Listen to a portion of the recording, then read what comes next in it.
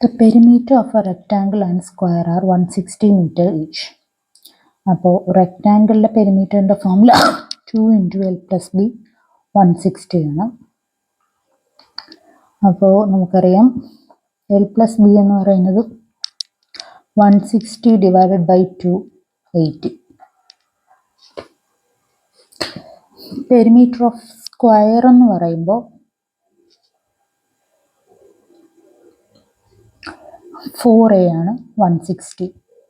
അപ്പോൾ ഒരു സൈഡ് എന്ന് പറയുന്നത് 40 മീറ്റർ ആണ്.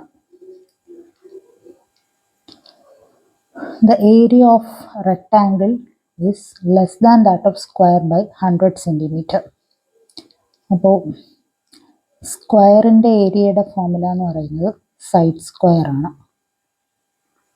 അതായത് 40 square 1600. The area of rectangle is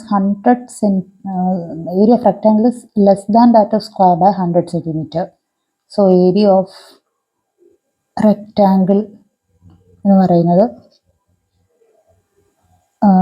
സ്ക്വയറിൻ്റെതിനെക്കാട്ടിലും 100 centimetre കുറവാണ്. അപ്പോൾ സ്ക്വയറിൻ്റെ ഏരിയ നമ്മൾ കണ്ടുപിടിച്ചു 1600. സോ റെക്റ്റാങ്കിളിലത് 1500.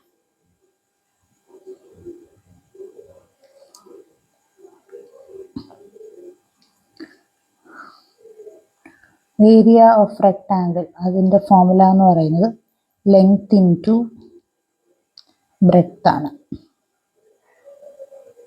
അപ്പോൾ നമുക്കിവിടെ ലെങ്ത് പ്ലസ് ബ്രെഡ്ത്ത് എന്ന് പറയുന്നത് 80,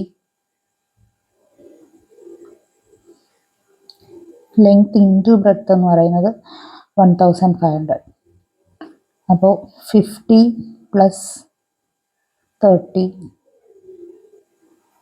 50 × 30 length plus breadth 80, length into breadth 50 × 30.